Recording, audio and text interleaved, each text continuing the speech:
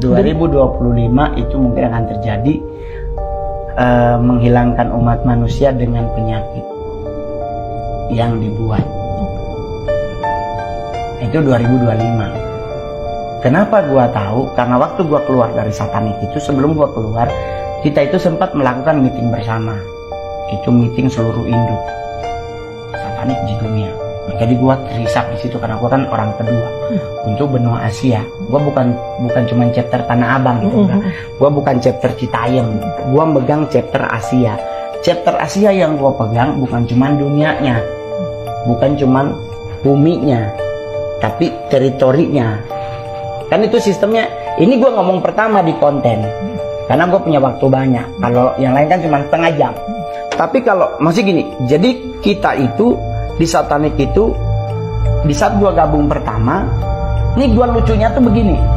Gue ketemu pertama kali sama Brian itu, Brian MC apa gitu, nggak gue sebutin itunya. Dia bilang tuh disuruh gue gabung dengan dia. Besok dijemput. Dan gue dibawalah ke sebuah ballroom hotel besar. Dan di situ udah numpuk anak-anak muda semua, nggak ada yang tua. Dan di saat mereka sementara di situ, nggak lama mulai ritual. Nah, di momen ritual itu ada namanya Gregorian Song. Ini Gregorian Song yang versi satanik ya, bukan versi gereja. Versi gereja tuh Gregorian tuh kayak lagu himne yang pakai wow gitu. Nah ini Gregoriannya itu biasanya kayak lagunya Madonna, Frozen. Tapi apakah Madonna bagian dari satanik? Saya tahunya beliau adalah bagian dari Kabbalistik. Dia adalah elders dari Kabbalah. Nah, cuman lagu-lagu tersebut Sympathy for the Devil atau Abracadabra. Nah itu lagu-lagu itu dinyanyiin tidak bentuk kita nyanyi, tapi kayak hanya instrumen. Nah disitulah dibikin satu kegiatan namanya orang yang baru pertama join with us disuruh datang ke depan. Di depan ini udah ada. Lu tau nggak kalau mak lu lagi ada lebaran terus bikin es buah yang ada itunya begini, terus ada ada gelasnya yang ditaruh di samping-samping itu digantung. Nah udah ada tempat begitu. Nah itu udah ada air setengah. Nah nanti kita diperintahin nih yang baru datang tuh suruh ngeluarin darah dari anggota tubuh. Entah lu dari hidung kek, tapi kalau hidung kan takut barang ingus masuk. Jadi cuman kita dikasih peniti sama jarum. Ada di sebelah mejanya itu tuh ada di situ. Nah kita tuh disuruh kayak istilah brotherhood. Ya kan, nah disuruh ngeluarin kayak di film-film Cina, ya kan, tolong menolong, tahu-tahu kita kepada dia, ya kan, kepada bahwa kita berdua bersaudara gitu. Nah di satanik juga melakukan hal yang sama. Nanti semua itu airnya, semua yang hadir darahnya udah ditaruh di situ, di umek-umek, dicampur, nanti diambil segelas. Nah itu menjadi anggota. Nah, itulah namanya The Black Covenant. Jadi Black Covenant itu perjanjian darah kita dengan Satan. Nah perjanjian darah ini kalau 3 bulan kemudian lu lolos, lu bisa naik jabatan menjadi bagian sebagai anggota, bukan hanya sebagai simpatisan. Lucifernya yang datang. Sedangkan untuk manggil Lucifer itu nggak segampang itu, bro. Sekalipun mereka tidak maha, Tuhan atau Allah yang maha agung, maha mulia, maha dahsyat itu hanya Tuhan, itu hanya Allah. Lucifer itu tidak maha, tetapi bukan berarti dia nggak bisa hadir. Untuk menghadirkan Lucifer dia butuh yang namanya benda. Harus ada benda ini, ada benda ini, ada benda ini, ada benda ini harus disiapin. Baru doanya. Kan sekarang ini ada dijual kan bukan itu doanya. Lu manggil Lucifer ternyata Behemoth yang lu panggil. Ya jaka sembung bawa golok, nggak nyambung goblok. Kelasnya jauh tuh ya? Jauh banget. Behemoth itu masuk di area Gotia. The Nine Lords itu masuknya ke dia yang paling tinggi, 9 penguasa utama dengan 4 corner, 4 sudut. Itu. Terus kayak misalnya yang dibutuhin kayak darah bayi gitu, misalnya buat ritual, buat perjamuan. Misalnya emang harus bayi yang dibutuhin. Gimana tuh cara dapetin, Bang? Ada kan kerjasama sama klinik-klinik aborsi yang abal-abal. Lu pernah nggak punya teman ke klinik aborsi, tahu-tahu ada darah di ember, nggak dibuang? Etikanya kan darah itu harus dibuang. Nah berarti ada yang mengambil.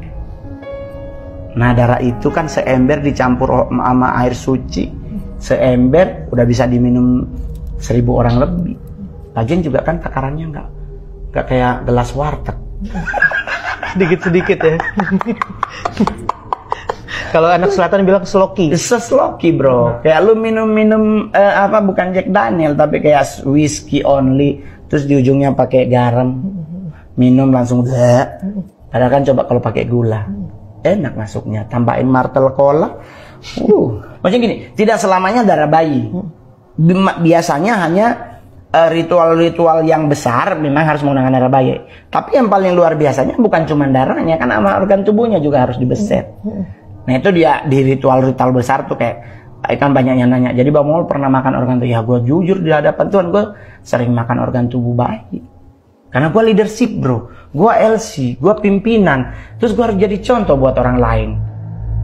Iya dong, kita ritual bersama-sama terus gue nggak minum.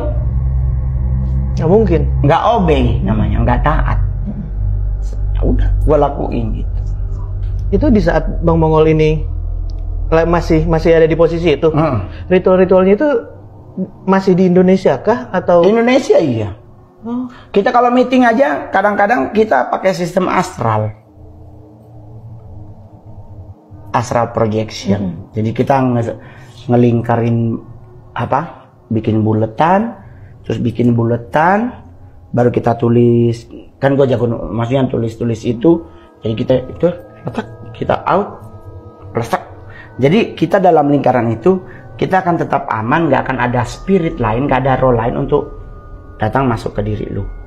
Nah udah kita meeting. Nanti selesai kita kembali lagi peletak udah. Dan itu gua selalu ingatkan adalah buat teman-teman yang nonton, astral itu sifatnya selalu diem.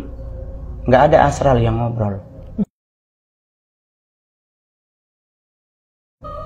Jadi kalau ada yang bikin konten pergi ke sana ke penjara di Amerika, terus lu ngobrol, atau lu datang ke konsernya Scott Travis, siapa sih kemarin? Travis Scott. Travis Scott. Ya, terus lu astra, terus lu pergi ngobrol, lu di mana? It's not astra. Baik proje maupun inje itu enggak. Itu bullshit namanya. Astral itu nggak boleh. Semua orang Jawa yang ngerti tentang klinik nggak pernah ada yang ngobrol di saat astral. Astral itu adalah roh lu keluar.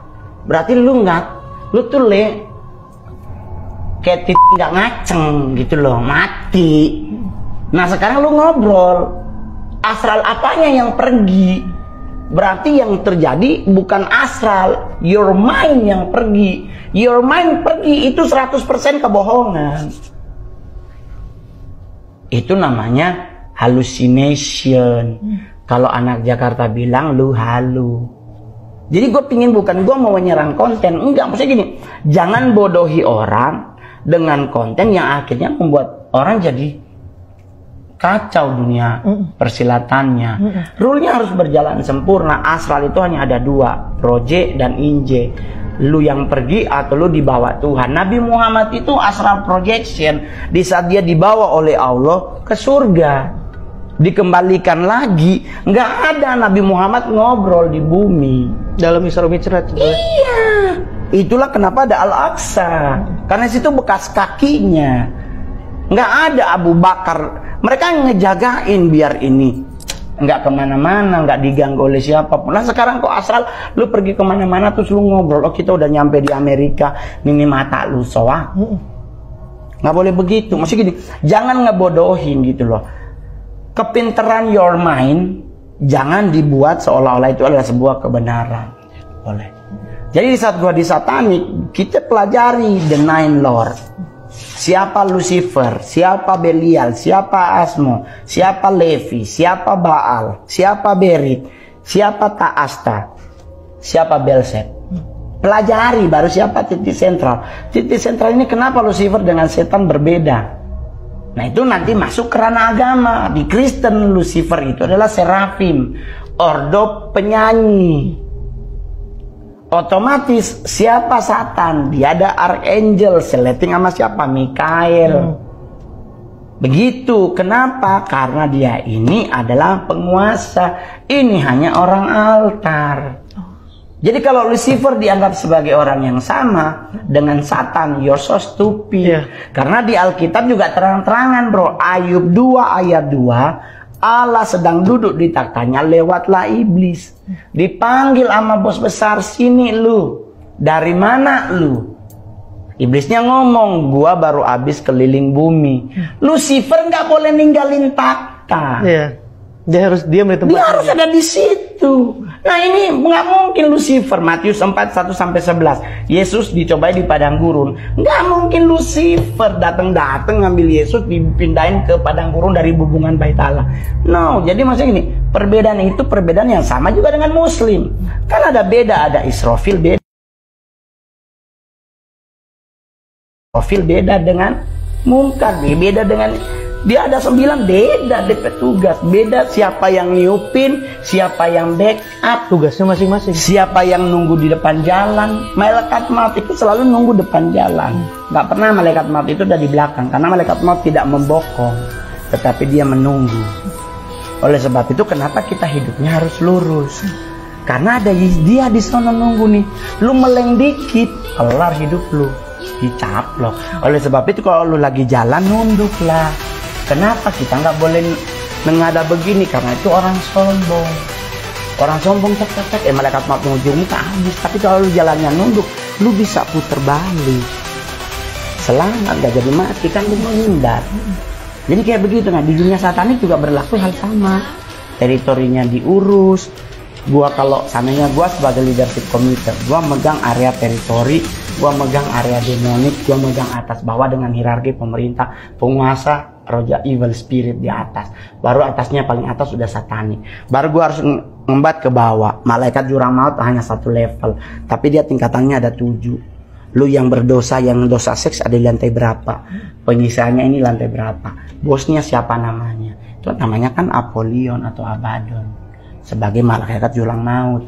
Baru di atas kita harus pelajari. Nanti kita hierarkinya begini, teritori. Berarti teritori Pulau Jawa ada Nyi Roro Kidul, ada identik dengan Blorong, Gunung Merapi ada, Semeru ada, Bali ada, Soputan ada. Siapa penguasa? Nah itu areanya teritori.